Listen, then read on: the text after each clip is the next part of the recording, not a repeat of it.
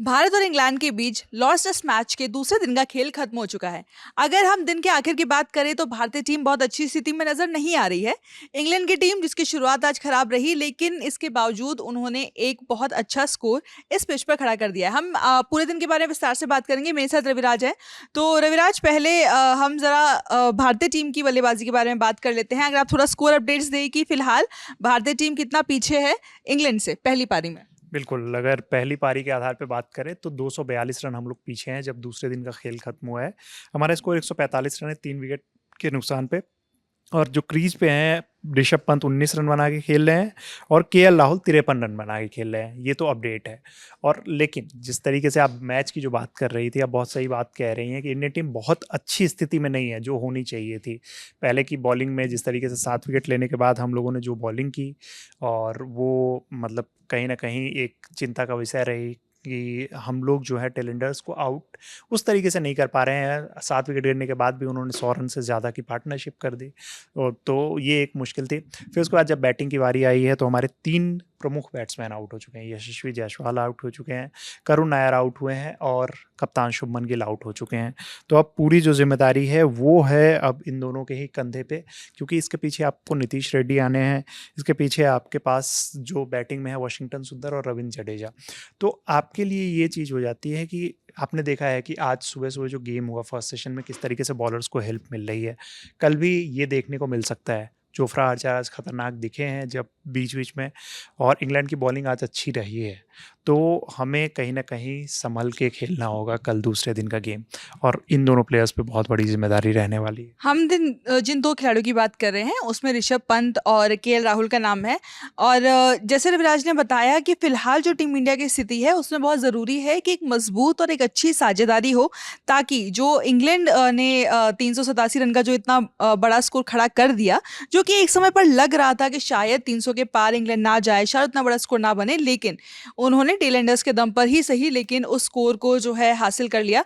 रविराज, जैसे हमने टेलेंडर्स का बात की, तो एक ऐसे खिलाड़ी हैं जो कि टेलेंडर्स में नहीं आते हैं लेकिन उनके साथ मिलके मजबूत साझेदारी कर लेते हैं। मैं बात कर रही हूँ जेमी स्मिथ की।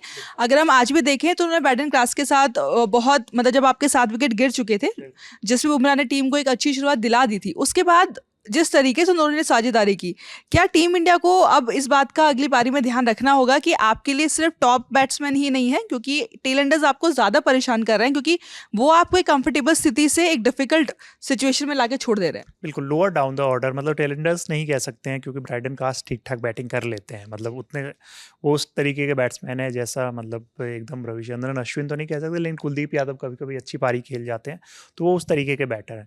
तो ब्राइडन कार्स की भी आज तारीफ होनी चाहिए क्योंकि ब्राइडन कार्स ने भी अच्छी बैटिंग की है। जेमी स्मिथ ने पिछली इनिंग में दिखाया है कि वो किस तरीके के बैटर हैं, उनके अंदर क्या टैलेंट है, और उनका एवरेज वगैरह भी दिखाता है क्योंकि अभी बहुत ज़्यादा टेस्ट मैच उन्होंने नहीं खेले हैं। बहुत कम टेस्ट मैच है लेकिन 50 से ज़्यादा का एवरेज है, तो वो दिखाता है कि उनके अंदर पोटेंशियल है और वो अच्छे प्लेयर हैं। इंग्लैंड की टीम बहुत टाइम से भी एक अच्छे विकेट कीपर की तलाश में थी, तो वो जेमी स्मिथ के रूप में उनको मिलता हुआ नजर आ रहा है।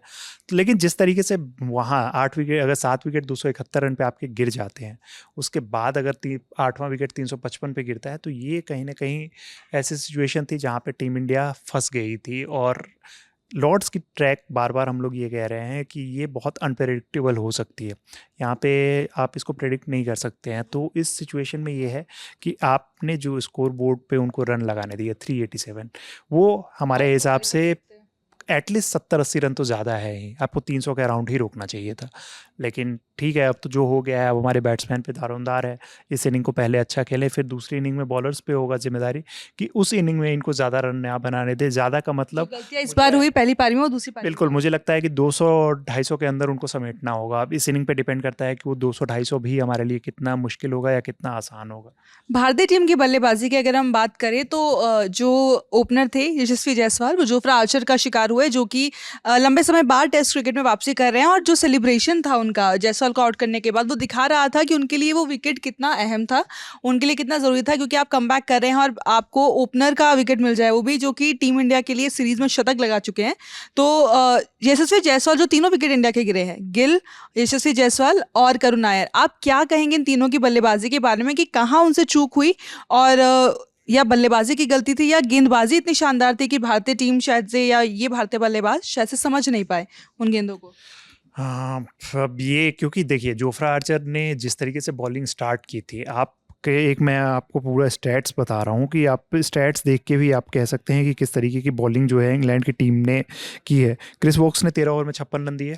तो आज जिस तरीके से बैटिंग है इस पिच पे अगर 13 ओवर में आप 56 रन दे रहे हैं तो ये कहीं ना कहीं ऐसी पिच है जहाँ पे 56 रन ज़्यादा है। और आप वो लेकिन उनकी कुछ कुछ गेंदें जो थी जो बल्ले के एकदम नज़दीक से जा रही थी उसने बैटर्स को बहुत परेशान किया।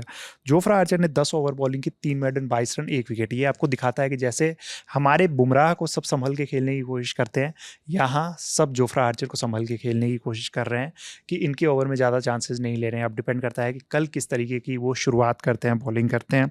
ब्राइडन कार्स ने 8 ओवर में 27 रन दिए। बेन स्टोक्स ने 6 ओवर में 16 रन देकर 1 विकेट लिया और बेन स्टोक्स इंपॉर्टेंट हो जाते हैं। पहले मैच में हमने देखा है कि बेन स्टोक्स किस तरीके से इस टीम के लिए इंपॉर्टेंट हो जाते हैं, तो ये इनका भी ख्याल हमें रखना होगा। और शोएब बशीर से भी 6 ओवर इन्होंने बॉलिंग कराई। तो जो ओवरऑल इनके चारों जो पेसर्स हैं ना इंक्लूडिंग बेन स्टोक्स, उनका हमें ध्यान रखना होगा और ख़ास के जोफ्रा आर्चर को कल टीम इंडिया कैसे खेलती है उसका हमें बहुत ज़्यादा ध्यान रखना होगा। यानी कि पूरी तरीके से जिम्मेदारी जो है वो ऋषभ पंत और केएल राहुल के ऊपर हमको नजर आ रही है। दो ऐसे बल्लेबाज जिन दोनों इस सीरीज में अच्छा प्रदर्शन पहले दिखा चुके हैं। तो कितनी उम्मीद आपको उनसे है कि कल पहला सेशन कितना इंपॉर्टेंट होगा उन दोनों के लिए? राहुल काफ़ी कंफर्टेबल है, मतलब आप देख रहे होगे क्रीज पे राहुल काफ़ी ज़्यादा कंफर्टेबल है। जो एक प्रॉब्लम नज़र आ रही है वो ऋषभ पंत चोट से जो जूझ रहे हैं ना, वो स्पिनर्स को भी ढंग से नहीं खेल इस वजह से ध्रुव जुरैल ने विकेट कीपिंग की थी पहली पारी के। विकेट कीपिंग की थी और बैटिंग के टाइम पे भी आप स्पिनर के सामने भी स्ट्रगल करते हुए नजर आ रहे हो, मतलब चोट से। ये नहीं कि उनको बैटिंग करने में मतलब वैसे शॉट्स खेलने में कोई दिक्कत, लेकिन जब वो कुछ देर खेलते हैं तो फिर उन्हें प्रॉब्लम फेस करनी होती है और medical team medical staff ground पे आ जाते हैं।